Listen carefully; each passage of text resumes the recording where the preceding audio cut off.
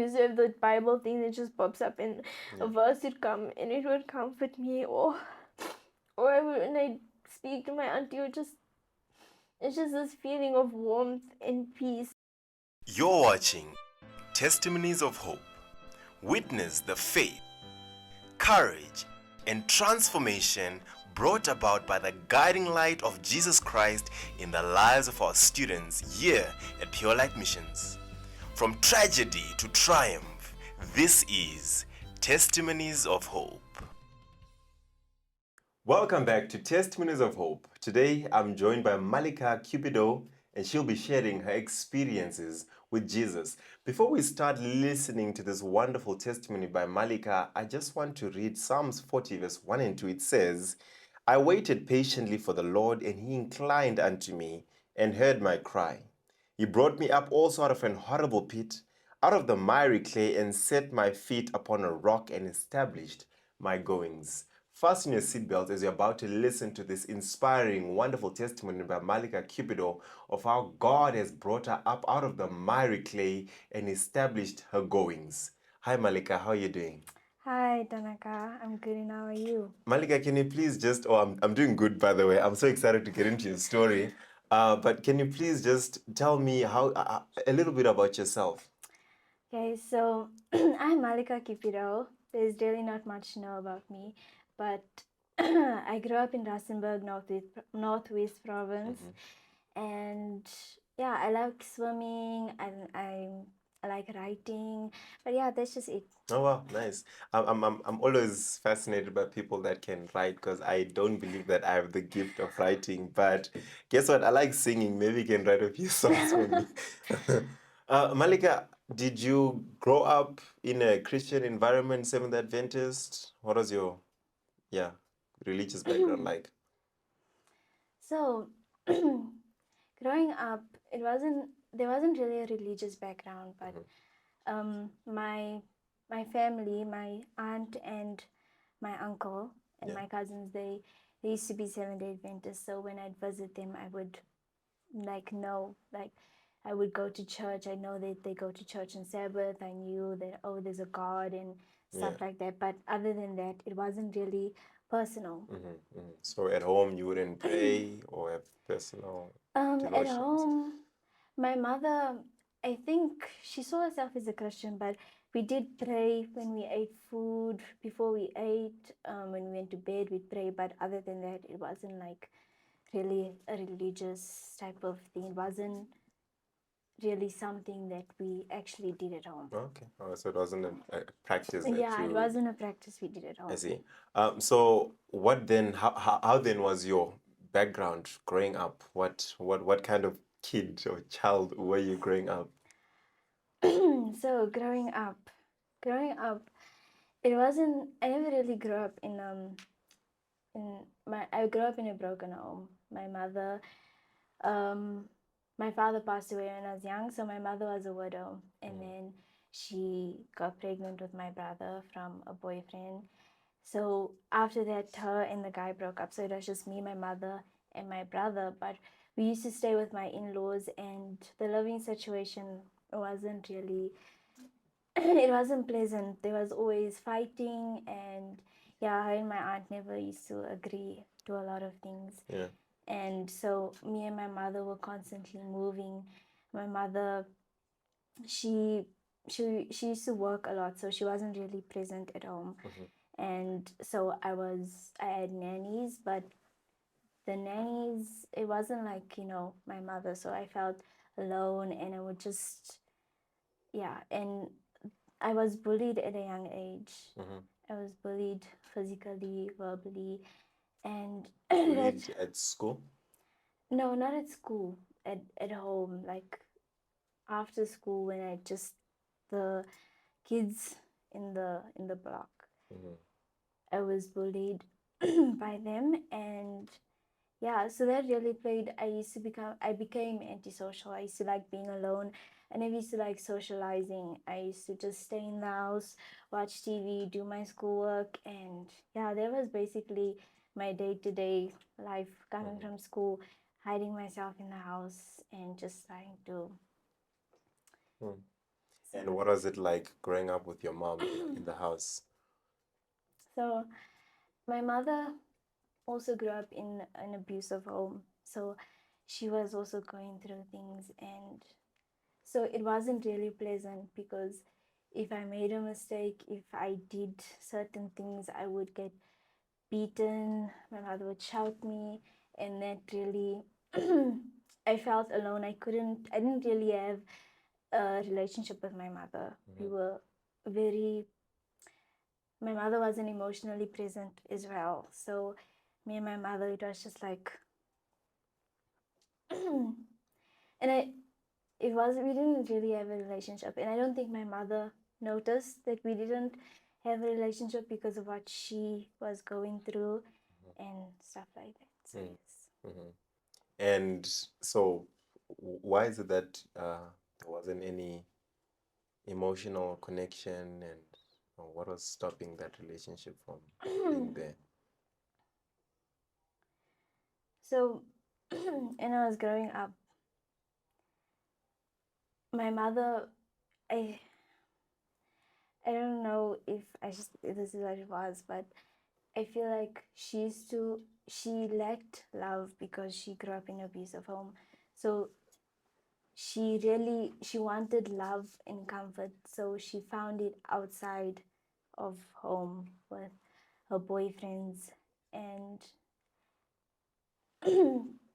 as a child, some children don't notice such things, but I knew everything that was happening in my mother's life. I didn't tell her, and that was like really, it was a burden on me because I also wanted my mother. I also wanted to be loved by my mother, but I felt like I never had a mother because she was constantly, if she wasn't at work and came home late at night, she was with her boyfriends, and I had to call those boyfriend's daddy, and then they just left, and then another one comes, and then I had to call them father also, and then it wasn't stable, and I didn't know what to do, and I felt alone, and I would go visit my cousins and then just to get away from home and stuff. But even when I was by my cousins and then it never really felt like home. I guess I was just searching for something, but I didn't find it, and I used to cry at nights a lot because I felt alone and I didn't have a mother, and I felt like the responsibility of my brother was on me because I am the firstborn. And then I also used to beat myself up because when I didn't do a good job with my brother, I'd say it's my fault. If my brother did something, it was my fault. So I felt like I needed to grow up way before. Like I didn't feel like a child. I felt like I'm this grown up person that had to deal with all my mother's struggles and everything that she was dealing with. And when she would cry at nights, she wouldn't know that I'm awake. And she didn't know that I knew the things that was happening in the house, the fights with her boyfriends and the cheating and all those things. And also when her boyfriends would verbally and also physically abuse her. I didn't know what to do. I was really scared, and I was trying my best to calm my brother in all those times. So growing up, it wasn't really easy because I didn't know how to deal with those situations. When I would hear my mother crying or the guys hitting her or something. So I really just felt alone and I didn't know what to do. So, and after that, I just had to pretend like I didn't know anything and so call the guy daddy and and pretend like I didn't know anything. So my mother doesn't even know that I knew.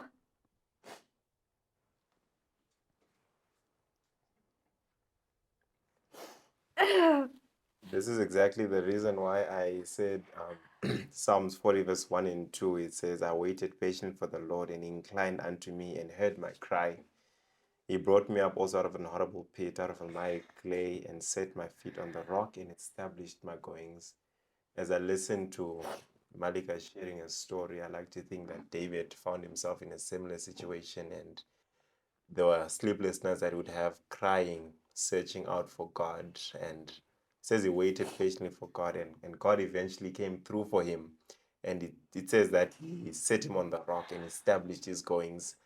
Um, you're quite strong for sharing the story, and I like to believe that the only reason why you're sharing this story is because God has really come through for you, and he has set you on the rock and established your goings. And I know that many people that might be watching are coming from similar backgrounds. This is something that a lot of people suffer from, having a broken past. And I believe you sharing your testimony is going to inspire someone out there who might be going through the same thing. And I really want to know how you overcame this, because as we are listening to it now, it may come across or seem as though there's no way out of such a situation. But you're seated here as someone that has not allowed their past to define who they are now. But before you tell us how you really overcame this, I just want to ask, how did this now shape this background? How did it shape who you are today? Do you think it had any influence on or any impact on who you are today? It did have an influence on me. I used to be antisocial, anxious all the time in crowded places. I used to hate people. I always had like this negative view. I used to think negatively all the time. And I remember there was a time when me and my mother didn't really stay in the same place. She lived like, you could say, down the road from where we stayed, because my in-laws, I mean my aunt came to come stay with us, and there was lots of fighting, and my mother couldn't stand anymore, so she went to go stay by her boyfriend. And I remember I never used to sleep because I knew that he would eat her and stuff. So I would get anxious. I couldn't sleep at night. So I'd wait every time. I knew 5 o'clock she'd come to wake me and my brother up for school and get us ready. So I'd wait to hear if the gate was open to see if she would really come, because I would be really scared. What if she passed away? What if she died? What if he killed her? So I and I had to deal with all that stress, and I never used to sleep at night. So I'd pretend to be asleep, and she'd knock on the window, or she'd have a key and she'd open the door. Then I'd pretend like I'm asleep, and then I had to go to school the next day. So like even at school, it was really tough because I had school pressure, and I was the only colored kid in, like, because I was in a black school, so I was the only colored child. So it was like I I couldn't be alone even if I just wanted to. I was constantly around people, not that I wanted to be, but I was like the center of attention, and I was dealing with school pressure, and even like trying to relate to the people I was with, I couldn't. And I felt fake in a way because like I had like these friends, and I couldn't say anything, and they were like, oh, this is what my mother did, and this is what my father did, or me and my family did this. And I didn't I was like just in the background. I was like, oh, what must I say? Should I lie? My mother my mother is a boyfriend that's physically abusing her, and I couldn't say anything, and I didn't know what to do. And then eventually I broke, and I started getting depressed, and I suffered from depression and anxiety. And then it even made it worse was when I tried becoming when I became suicidal. My mother, she used to shout me and say, "What's wrong with you, Mulicka? What's wrong with you? What's happening? I don't understand." And she just she'd make everything worse. She wouldn't sympathize with me. She'd just say, I do this, I do that for you. You're ungrateful. Why aren't you? Why are you doing this? And it was just too much. I couldn't go to school. Everything was just, it was so difficult for me, and my mother couldn't handle me, so she sent me to my grandmother's house. And when I was by my grandmother's house, everything was fine for a little while because I felt like I had a break from what was going on at home. But even though I was there, it was just like, is he eating her tonight? Is he not eating her? Is he shouting her? Is my brother fine? What's my brother gonna become like when he grows up? Is he also gonna eat woman? All these questions was going on in my head. And I just had to pretend to be fine every day, because if I wasn't fine, then everyone would get worried. And my mother would say I'm stressing her out, and then I feel like a burden on my family, on everyone. And then I went to go visit my my other aunt, and then she she was a Seventh-day Adventist. She used to go to church and stuff, so I felt more at peace at that home, because when they have devotions and stuff, for some reason I just felt fine. I just felt at peace. I didn't, even though I cried at night, I don't know why, but when I was by my auntie's house, I just felt more relief. And when they pray and ask God things, it was just like, and when God gave them those things, I guess because I'm big now, I understood it. And then I went back home after that because I needed to do my exams, or else I'd fail. So I went back home, and my mother asked me, "Are you fine now?" And I was like, "Yes, I'm fine now." But I wasn't fine.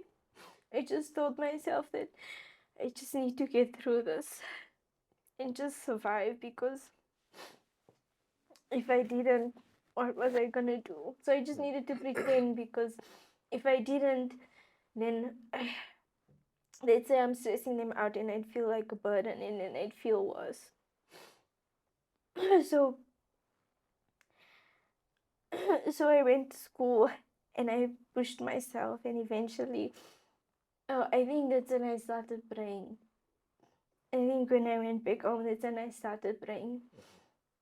And then I passed, and I went to high school. So all these things were happening while you were in primary school? Yes. Wow. From grade 1 to 5, it was like it happened, but it wasn't really happening. But in grade 6, it's when I was like, it's happening, and it really hit me. But then in grade 7, I started becoming suicidal and suffered from depression and stuff. Now, a lot of people that have a similar background to you, there are different coping mechanisms that they engage in. Some which are not good, by the way. Some will get into substance abuse, drugs, alcohol, and all those things. How did you try and cope with these things? Because now you mentioned that religion wasn't really in the picture at the time. So how would you cope with these things? What would be your drug or your escape? I used to like watching movies.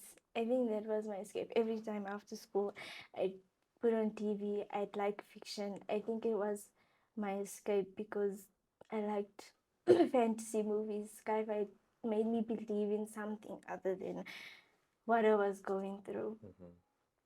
And I think I used to listen to a lot of music.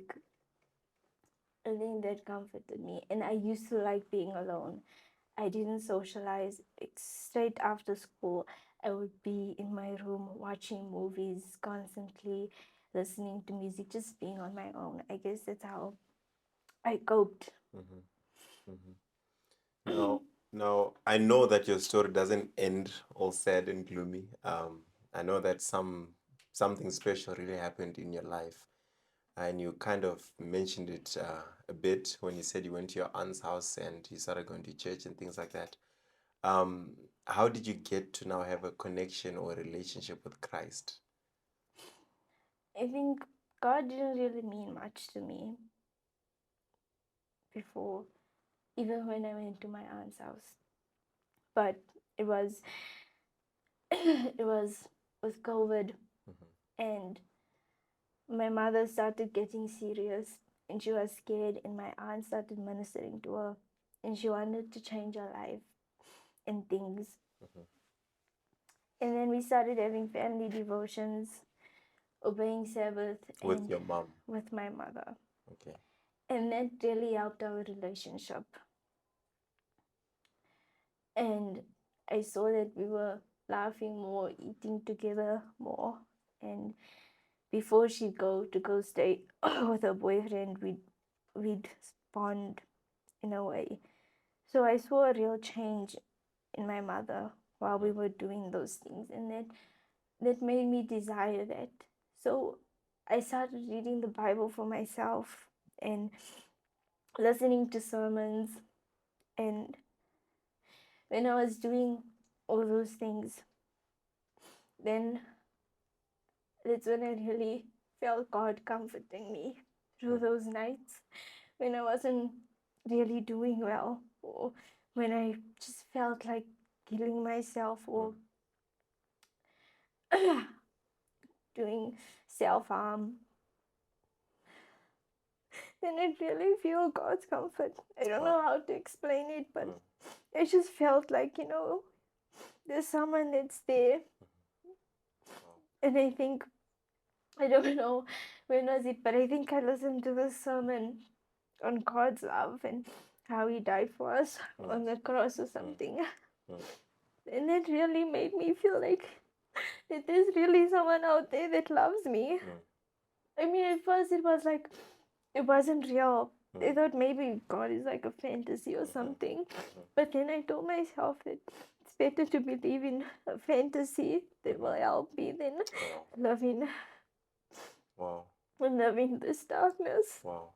So Many of us, many Christians, we recite the verse, "For God so loved the world that He gave His only begotten Son, that whosoever believes in Him should not perish but have everlasting life." We usually recite that verse but don't really understand the meaning behind it. There's a reason why God uses love to rescue us as sinners in this world, because it is only by love that is love awakened. And it says the reason why God sent His Son into the world to die for us is because for God so loved the world. It was love that motivated Him to die for us. And Mulicka's testimony is actually proving that, by love is only love awakened, because she's telling us that it was only through the love of God that God was able to reach out to her heart, because she felt as though someone is out there that really loves her. And how did that make you feel, just experiencing the love of God? I mean, it's a God that you've never seen, you've never spoken to, yet you just feel this presence of peace, presence of love in your life. I know you cannot explain that concept. That's why the psalmist says, "Taste and see that the Lord is good." You cannot really explain something like that.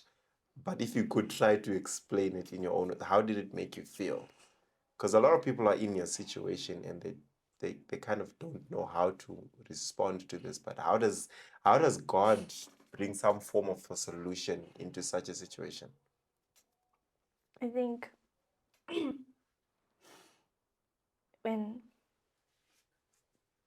when I was feeling alone and all these negative thoughts came in my mind, just somehow, like that someone or someone, I don't quite remember how, but that person that spoke about the love of God would just pop up in my mind. And then I'd start crying.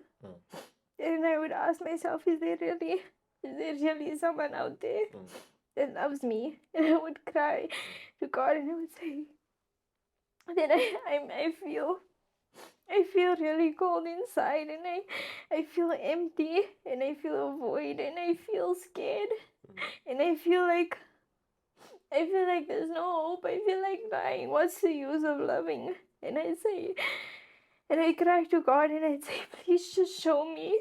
Please just heal me. Please just help me. And I don't know, but there's this warmness that comes in my heart after crying and screaming to him and telling him how I feel. And always he would show me in a way, like, I don't know, just by chance when I walk by and someone would say something, or I would just open something on my phone and just like when I would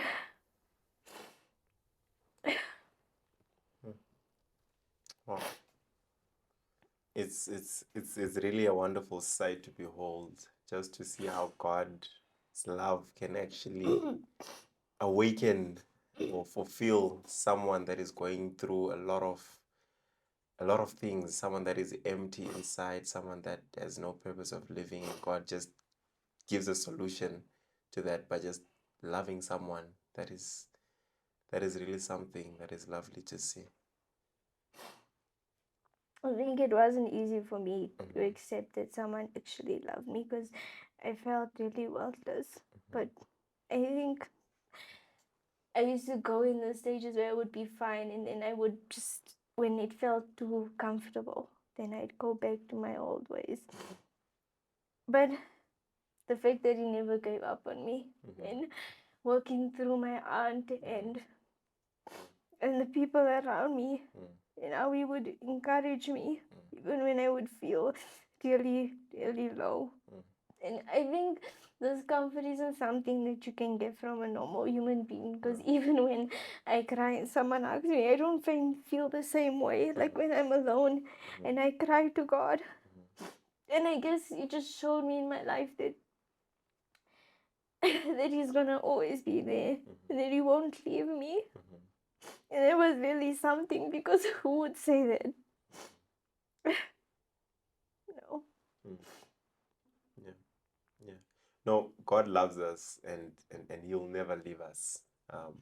That's why in the Bible we have so many illustrations. For example, Luke 15 is filled of stories that reveal the character of God to His wayward children. No matter how far you can go in sin, no matter how low you can feel in life, the Bible just says that God will never let you go. He's out there waiting for you, arms wide open, just waiting for you to come home. And that's, I don't know, that's a very comforting thought, to know that we serve a God that will never give up on us, no matter where we are, how far we have gone in sin, how far we have gone, how far sin or life has really broken us down.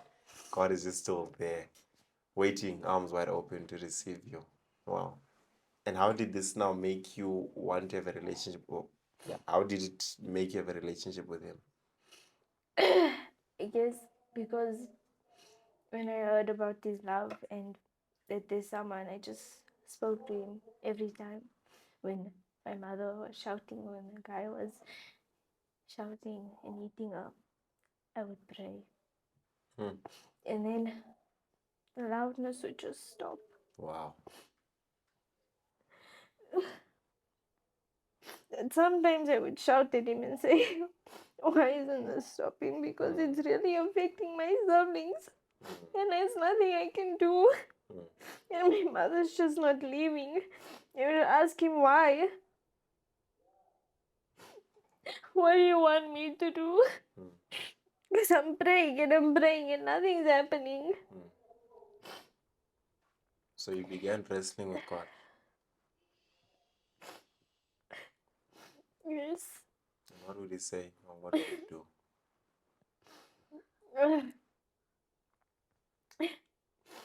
He didn't say anything. He was quiet for a very long time. And I would be angry.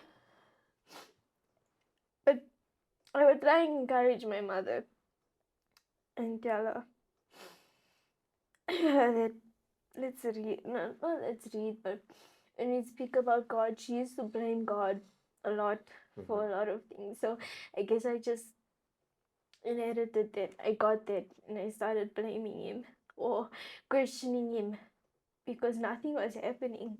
Because I remember there was this one time, this really made me feel like there isn't a God. So the one time there was shouting and hitting in the room.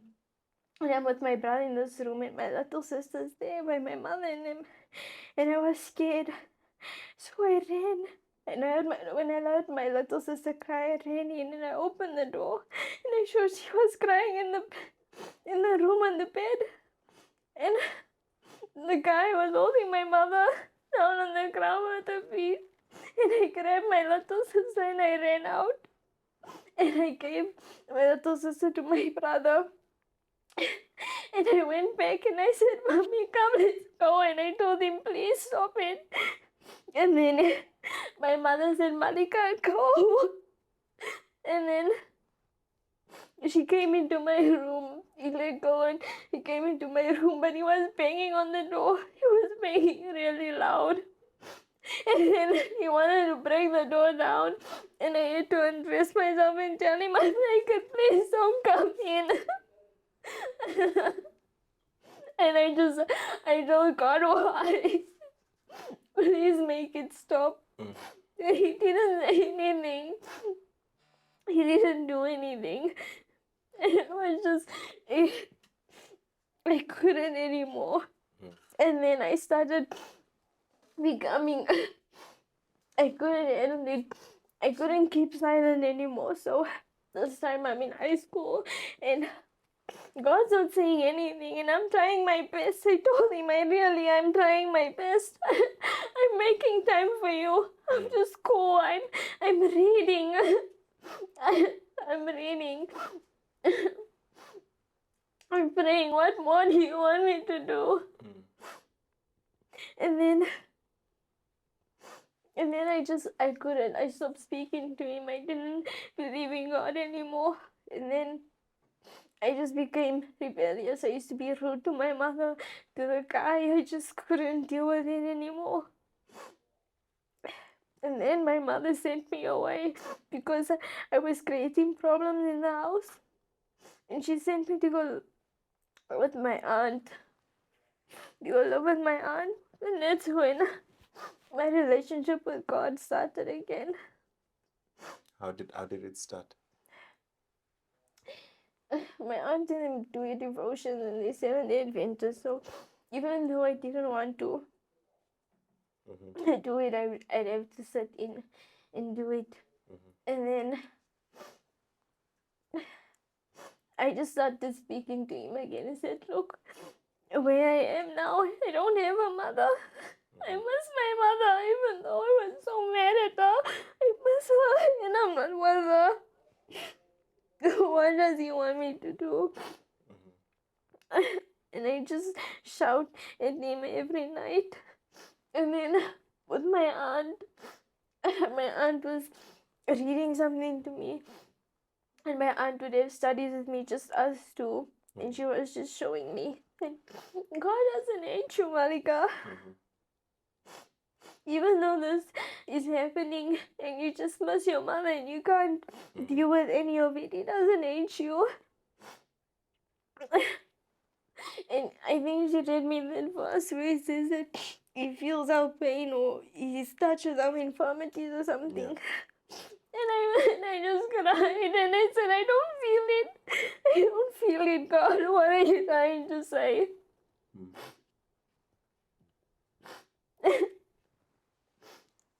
So when did God then come through for you and answer your prayers? When I was staying with my aunt, I never spoke to my mother. I was actually just supposed to stay there for a little while, but because I felt more at peace by my aunt's house, I decided that I'm gonna stay forever. And my mother didn't like that. She hated it. So she didn't speak to me at all. And I don't know, I think with my aunt's encouragement, I would just speak to God more. And I tell him, it was this verse in Psalms, it says, His ways is not your ways, His thoughts is not your thoughts. And just like, okay, I don't understand what's happening. You, God, you made everything, you know the end from the beginning, so I'm just gonna trust you. And I'm gonna try my best to obey you and love right.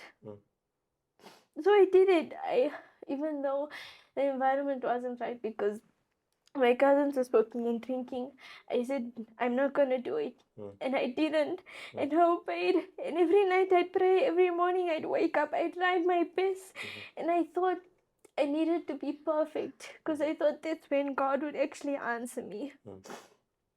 But then eventually God didn't answer me again.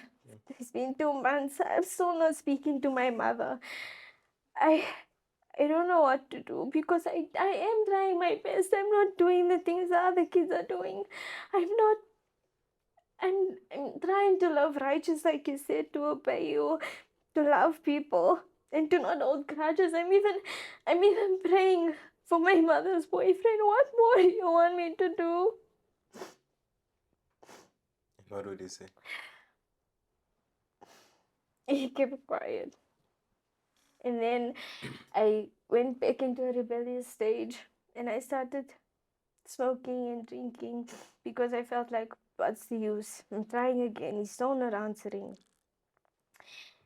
And it was just like that, back and forth the whole time until there was one time when I was just looking back at my life. And I guess what God was trying to show me was that I was trying to serve Him for the wrong reasons. I wanted Him to save my mother. I wanted Him to save me. I mean, I didn't really have that love for God. I served Him for the wrong reasons because I wanted Him to do something. I wasn't really moved by love or or anything because I already could do something. So I said, I need this to be done. So I just served Him. And I guess the other thing He showed me was that I thought that I needed to be perfect for Him to love me. I thought that I needed to do everything right, and then He would answer my prayers, and then everything would go right in my life. I thought that if I'm with God, then everything would be perfect. Nothing would go wrong. My life would just not be as dark. But I guess when I got to know more about Him and I spent more time with Him, He was showing me that even though you're in the dark, I'm still with you. So then how did this now get you to a point of fully surrendering your life to God? I realized that I was doing everything wrong. That I need God for myself. That I need Him as my savior. And that's not just going to happen instantly. And everything's not going to be fixed instantly. And I guess the question that came to my mind is, even if everything isn't fixed, am I still going to serve God? Will I still love Him? So it was a constant wrestle in my mind. But eventually I told Him that, okay, I'm not telling you to prove yourself anymore. But please just help me to surrender my heart, my will, everything, because it's really difficult. Because I want you to do something and you're not actually doing it. But then, and then, it's so funny because when I was questioning Him and stuff, and I was staying by my aunt, my mother just sent me a message. And she was just like telling me that, no, my child, I really see God working in your life. Oh. And I also want that. Wow. And I just broke out in crying and said, you see, I am working. I am. It might not just be the way you want it to happen or how you want to see me work, but I'm working. Wow. So God wasn't just working in the way that you wanted Him to work, but without your knowledge, he was busy working in your life, and through working in your life, he was working in your mother's life at the same time. Sure. So then I just told him, okay, so now what is it that you want me to do? And I was asking myself that question the whole time. Even when there's one time we went to Barberton Church, I actually didn't want to go that day. But my cousin forced me and we went and we met Pure Light students. And So is this where Pure Light comes in? yes. Okay. Well, how did that happen? You can continue. So I've been just asking God, what do you want me to do the whole time? And he's not giving me an answer. So I was like, what is it that you want to do? Should I go back to school and become a doctor? So now I'm grown up and I need to find out where I belong. What should I do? What's my life's purpose? And so I can't just sit at home and stuff. So I was asking him, what do you want me to do? And then for a long time, and then me and my cousin Jada went to Barberton Church and we met Pure Light students, and it really never meant anything to me that time. And then when we went back home, Jada was like, oh, Mulicka, my cousin was like, oh, Mulicka, what do you think about going to Pure Light? I was like, oh, yeah, that would be nice. But it never really meant anything to me. And I didn't know there was God's like answer to my question. But then my cousin started getting serious with this Pure Light thing. And there was applications and she was speaking to a Pure Light student that was telling her what to do, how to do it. I was Pure Light, and that's when I actually became really scared, like, oh, this is real. And when she gave me the application form, it's like, this is what they said it was, 2 years application form, fill it out. I was really scared and I didn't really want to. And then I was speaking to my aunt, and she asked me like, Mulicka, what if this is God's breakthrough for you? And what if you deny it? You've been asking, I've thought in my mind, you've been asking God for something. And maybe this isn't really something that is really comfortable with you, something that you actually want, but here's He giving you something. Will this opportunity ever come again? And so I filled in the application form and I said, you know what, Lord, if it's your will for me to go to Pure Light, then make it happen. So I just filled in the application form and I prayed about it the whole time and say, I don't really want to go, but if this is what you want me to do, please do it. And that was my prayer like the whole time. So usually when people are applying to come to Pure Light, there's usually challenges that they encounter while they're busy filling the application form until the day they actually arrive. Were there any challenges that you faced as you're in this process of applying to come to Pure Light? Yeah, so so when we applied, we had an interview, and then after the interview, they said that they didn't see our age, and they told me that I was too young. I was like, okay, maybe this is like, okay, maybe I'm not supposed to be here.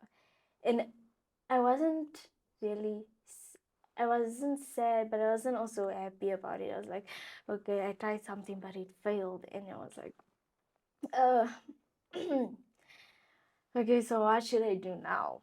And then it was just like, oh no, what happened was that, oh yeah, what happened was that when I was walking in the kitchen, I was just with my aunt and we were speaking about, oh, what are you going to do when you go to Pure Light? And I was like, And then when I was walking down the kitchen, like there was a step and then it goes into the living room. And when I was walking, my aunt's jumping and screaming, and I'm like, what's wrong?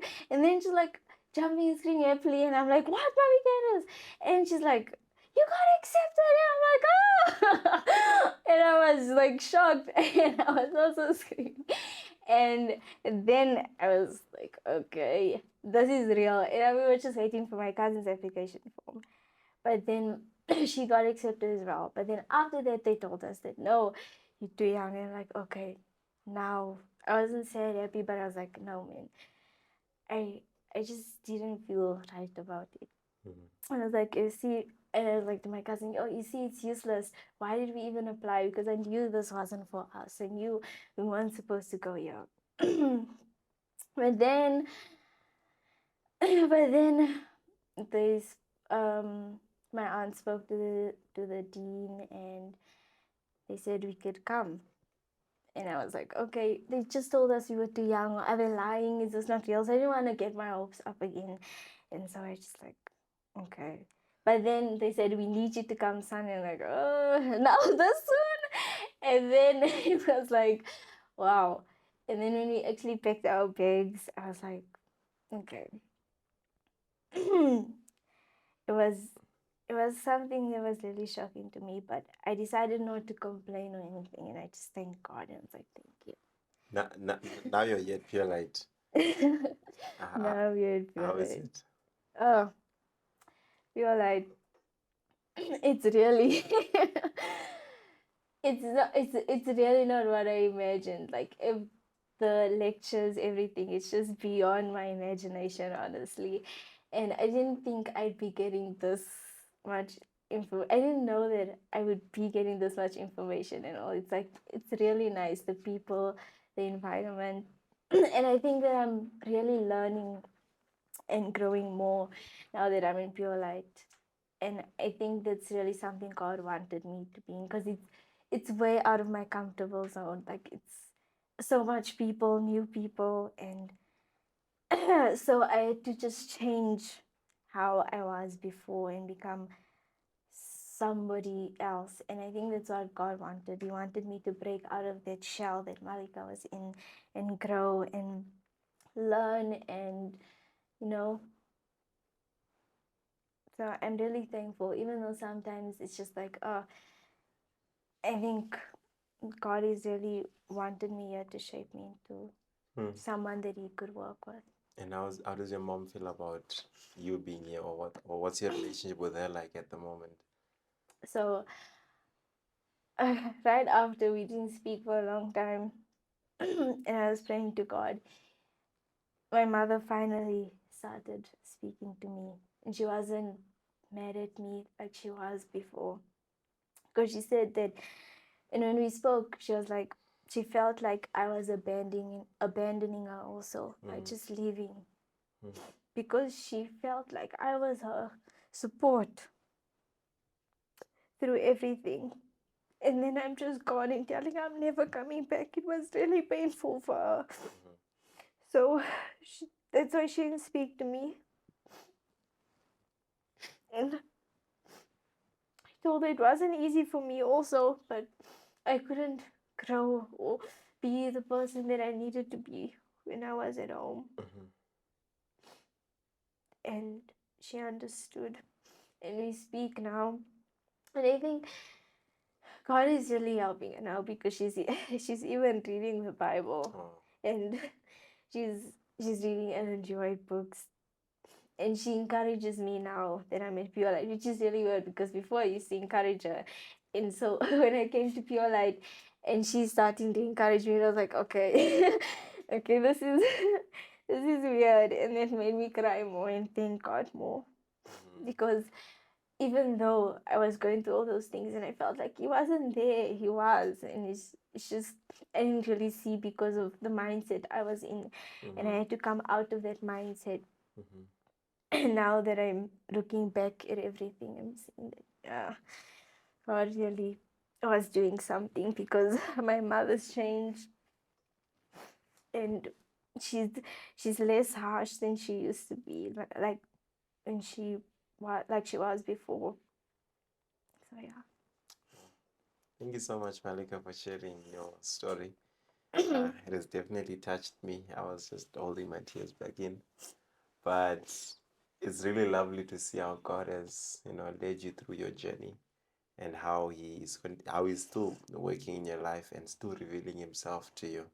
And I know that God is going to finish the good work that has begun in you. He's going to finish the good work that has begun in your mom as well. And we'll continue keeping you in prayer.